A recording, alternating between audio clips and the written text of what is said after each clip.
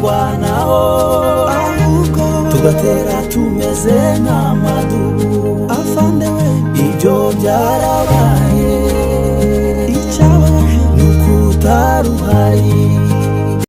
Tubahaye ikaze bakunze ba Tuzarutsinda TV, twongeye kubasuhuza mu ku migabane itandukanye, abo guje tubahaye mwiriwe n'abandi mwaramutse.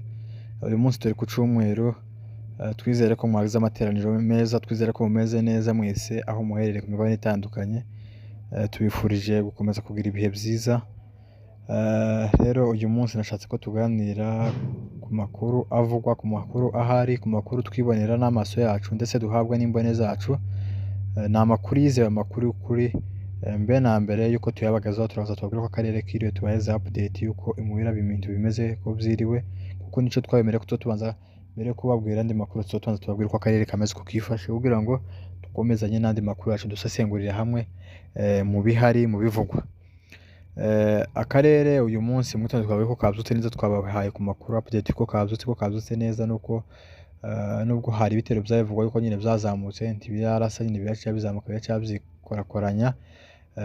Impande zose coalition yose ikuye mu ruhande rwa FARDC rwa leta ya Kinshasa, ruyobowe na General Masunzu, niwe ufite iturazi yemezo de defense ija kurasa imurenge, niwe ubatenga mu bitugu, niwe ubashikiye, niwe ubayoboye. Izi ngabo zose zamuka zija gutera imurenge ziyobowe n'uyu mugabo Pacifique Masunzu. Ni umugabo utarigeze mu by'ukuri yishimira umunyamurenge, utarigeze mu by'ukuri yishimira bene wabo, ntawuzi impamvu yagiye yibasira cyane ubwoko bwabo kurenza andi moko yose atuye mu gihugu cya Repubulika Iharanira Demokarasi ya Kongo. Hari n'amakuru mu by'ukuri akomeje kugenda avugwa hirya no hino ko uyu mugabo ifungo rya Colonel Nyamushebwa ko ari ugihisha inyuma. Mu by'ukuri Nyamushebwa yari umugabo abantu bose bamuzi nk'umukirisitu, ni umugabo umaze gukura no mu myaka, wakoze gisirikare kuva kera, w'umusirikare uzi intambara, uzi urugamba, w'umukirisitu cyane, uzi Imana. Ariko tukareba icyaha yokora nta na kimwe, usibye ko yagambaniwe na mwene wabo Masunzu. Ayo niyo makuru mu by'ukuri ahari yuko ubyihisha inyuma ari Masunzu, kubera ko baramufashe bamukura ibintu bye byose, amatelefone yiwe, communication, ngo baje kuzicekinga ngo basanga bazavugana ngo na aduyi, ngo aribo batwigwane. Mu by'ukuri zose ibintu bidafite ishingiro, bidafite gihamya, ariko ubyihisha inyuma ni Pacifique Masunzu, kubera ko niwe wireba ituraze mezo de defense ko Nyamushebwa yabarizwamo. Ntacyo yigeze bivugaho ngo byenda abe yamuvuganira kuri izo nyamaswa zamufasha. Ariko mu by'ukuri Pacifique uyu Colonel Nyamushebwa agize icyaba, Masunzu ayifitemo uruhare, kubera ko nta jambo yigeze amubivugaho kuva yafatwa ngo byenda avuge ngo azarekugwa cyangwa se hari arandi makontorere bakaba bamushakisha. Ariko mu kuva yafatwa nta yandi magambo aravugwa kuri Colonel Nyamushebwa, no kuvuga gusa ngo yarafashwe. Amakuru avuga ko ngo yajanywe i Kinshasa, ariko hari n'undi mugabo nawe bavuga ko bari kumwe muri uwo mugambi wo gufatanya Colonel Nyamushebwa. Colonel Nyamushebwa arazira ubusa, ntacyo azira habe na kimwe, nta kosa na rimwe Colonel Nyamushebwa yakora. Ni umusirikare ukamiritse, umusirikare umaze imyaka myinshi mu gisirikare, w'umukirisitu utanywa inzoga ngo byenda ngo yohibuka cyangwa se nkari ibindi byaha yakora bigatuma ahubuka afungwa.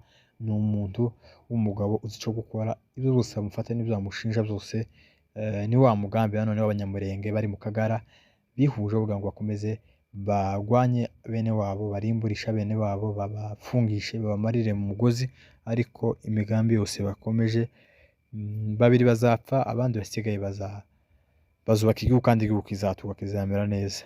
Rero akarere kuri uyu munsi iko kari kameze neza, nta kibazo. Inkengero za Minembwe na Minembwe muri centre hose haracatuje. Twababwiye ko nubwo intambara zizaba, umwanzi akikorakoranya, kuko akomeje kwikorakoranya, ntaca azageraho. Amadubara harari tayari ari maso, isari yose umwanzi azitokeza azakubitwa kama kawaida.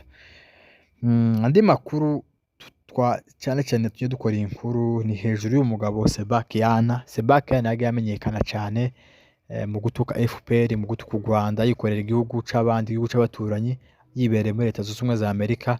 Mu by'ukuri ni umugabo wagaragaje urwango rurenze rukabije, agaragaza urwango rwo kwanga FPR u Rwanda, avuga ko ibibazo dufite byose ari FPR ibiteza. Ariko se ukibaza se nimba FPR ibiteza, iyo leta yungirwa ngo ni leta yiwashigikiye arimo, niki yakoze kugira ngo ikemure ico kibazo? Mu by'ukuri ni umugabo wagiye agaragaza urwango cyane mu mashosho media, atuka u Rwanda, atuka abanyamurenge bene wabo batari mu ruhande rwa leta, agaragaza urwango rwinshi mu by'ukuri uwo mugabo tutobona ingene tutobabwira, abantu benshi nico bagiye bamumugeraho. Umugabo yagiye agaragaza amacakubiri cyane yo kwanga bene wabo, yo kwanga twigwaneho, yo gufata bene wabo bakabangisha twigwaneho, kandi twigwaneho ariyo icungira abavyeyi umutekano, ari irinda abavyeyi umutekano. Kuri ubu ngo abavyeyi babayeho kubera ko twigwaneho ihari, iyo twigwaneho itaja guhaba abavyeyi ntibaba bagihari. Mu by'ukuri twigwaneho turayikesha imurenge, turayikesha abavyeyi bacu ko aribo bacunga umutekano, ko ikomeje no kubahagarara hejuru, iyo itaja guhaba abavyeyi baratemwa amajosi ntibaba bagihari.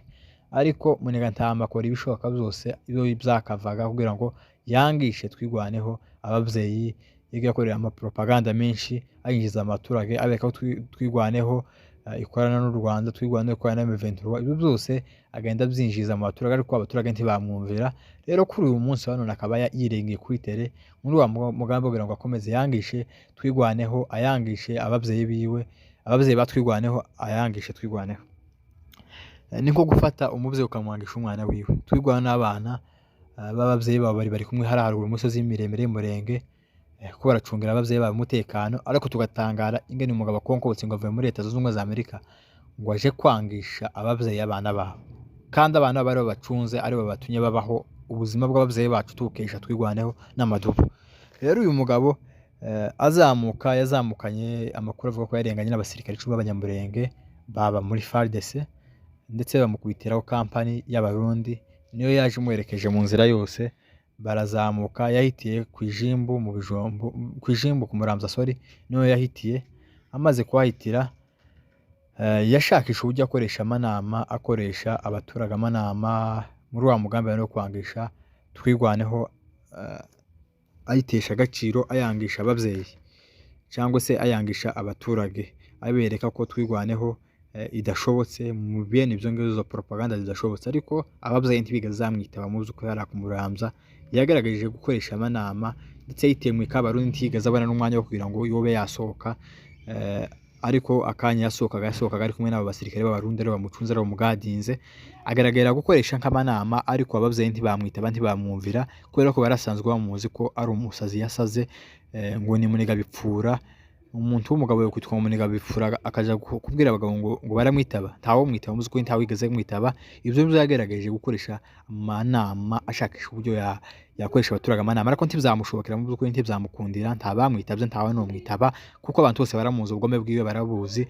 Nimba umuntu w'umugabo yikorera ikindi gihugu adashoboye, adafite imbaraga zo kurwanya igihugu nk'u Rwanda, akakikora akagihoza mu kanwa, agatuka bari munsi yose, nta kintu na kimwe camukore, nta kintu na kimwe cyangwa se nta kintu na kimwe afite cyo guhindura, nta ubwo bushobozi ntabwo afite kuvuga ngo yikorere u Rwanda akomeza rutuke buri munsi.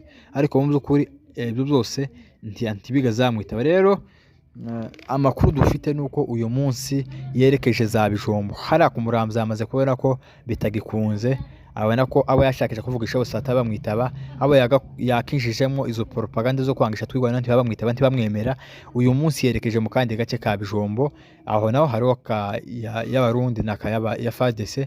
Aho ngaho niho yerekeje mu by'ukuri ngo yajanye n'abasirikare benshi batuvuganye muri mugoroba uyu munsi ku Cyumweru itariki 10 z'ukwezi kwa 8 mwaka 2025, nibwo yerekeje za Bijombo ngo yajanye n'abasirikare benshi bameze nkaho igitero, basa nkaho bagiye muri operation mu by'ukuri. Turamenya ikijanye mu mugabo za Bijombo, nimba nagiye gushakisha uburyo yakoresha amanama kubera ko hari ku Muramza zarimaze kumunanira, yarasigaye ashakisha uburyo yakoresha amanama bikamunanira. Nimba arico agiye gukoresha andi manama za Bijombo, ariko naho ntibazamwitaba, uko batamwisatavye ku Muramza niko atazamwitaba mu Bijombo. Rero ntawo bizi, ako umugabo afite ubugome bwinshi bumwihisha inyuma, afite abantu benshi bamwihisha inyuma b'abagome. Ashobora kuba ari n'ibitero hapanga, ari za operation hapanga, ariko ntaca azageraho. Ahubwo nayo natareba neza mu by'ukuri ko twababwiye, ashobora kuzasiguza imahari ntibizamworohera. Ngo yajanye ingabo nyinshi zirimo abarundi na FARDC berekeza za Bijombo, agadinzwe ari hagati. Byabaye uyu munsi mu by'ukuri n'amakuru, ariko mu by'ukuri Munigantama turamwamaganye izo propaganda ashaka gushira mu abaturage baramumenye, baramuzi. Uyu munsi bazadusaba amafoto yiwe ngo tubohereza amafoto, kuko ari bamwe batamuzi, kugira ngo nashakisha uburyo abinjizamo izo propaganda zipfuye, propaganda zo kwa Masunzu, propaganda zo kwanga abaturage, propaganda zo kwica ubwoko. kugira ngo ntibakamwitabe ntibakamwemere kuko abenshi ntibamuzi ari haruguru mu Minembwe kubera ibintu bya communication iri hasi, abenshi ntibamuzi kubera ko Muniga Ntama n'abenshi bamujya bameneye hano kuntuze ku mbuga nkoranyambaga. Rero abatazibaho nko kundondo na hehe kubera ko batamuzi bazadusaba amafoto y'ako ati muduheze amafoto ya Muniga Ntama nyabona tumumenye, nitunahura nawe mu by'ukuri ntitukanamvugisha tukanamuheza n'amazi yo kunywa kubera ko yakoze ikintu kigayitse mu kurwanya Murenge yo gushakisha kugambanira ubwoko, kandi umuntu bazavuga ngo umuntu ugambanira ubwoko ntakwiriye kubaho, abonewe n'uburyo ashobora kwicwa kubera ko ntaco amaze, ni umuntu wo gucamo ubwoko w'amacakubiri. Muniga Ntama ngo ni Muniga bipfura Muniga bwoko, mu by'ukuri ntaco azageraho uriya mugabo yashakisha uburyo bwose bwo kwangisha twigwaneho ayitesha agaciro, ariko twigwaneho ntiyamenya ko twigwaneho ari umunyamurenge, ntiyamenya ko twigwaneho ari bo bavyeyi, ntiyamenya ko twigwaneho ari kamiye Murenge, kubera ko ubu ngubu leta ya Kinshasa imaze guheba, yagaragaje ibyo yagaragaje byose imaze guheba, rero itangije amapropaganda icisha mu bandi banyamurenge bene wacu kugira ngo batwangishe baducemo ibice byinshi, ariko nta imigambi ntizagerwaho. Niyo makuru uwo mugabo Muniga bipfura akomeje gukoresha amanama mu Minembwe iriya mu misozi miremire ku Ndondo, ariko ntibaba bamwitaba, akomeje kugenda ahindagurika ava ahangaha aje ahangaha agira ngo arebe ko hari aho bamwitaba, ariko ntibazamwitaba. Amadubu baramuzi, abanyamurenge baramuzi, baramumenye, nta muntu wamwitaba, nta muntu. Niyo makuru twari twabateguriye, turakomeza tubabwire uko bizabigenda, ariko uwo mugabo nimba ari na operation afite gupanga kubera ko bavuze ko yavuye ku Muramza arekeza mu Bijumba, bafite abasirikare benshi basa nkaho bagiye muri operation. Nimba ari na operation yapanga gutera bene wabo agende bizamuhumira ntaco azageraho. Nimba imigambi yose yamujanye haragura mukonkobera muri Amerika yatandukanye n'umugore wiwe kugira ngo aje kwica abanyamurenge, aje kwica abanyamurenge bene wabo, ari amaraso ntazamworohera. Abantu bose bagaye bafungwa bicwa nabi, hejuru abagabo butugara barimo ba Muniga Ntama na Bakimwungwa n'abandi n'abamasunza, abagabo bose bagaye bamwa amaraso ya bene wabo, mu by'ukuri ntazaborohera. Niyo makuru twari twabateguye nuko Muniga Ntama akoresha amanama, ariko ntibizamwora mu by'ukuri, ntibaba bamwitaba, ntibaba bamenye ko yanaje, ntibamenya ko yanarenze ku Muramza. Murakoze, mwari kumwe na Pacifique Kamara.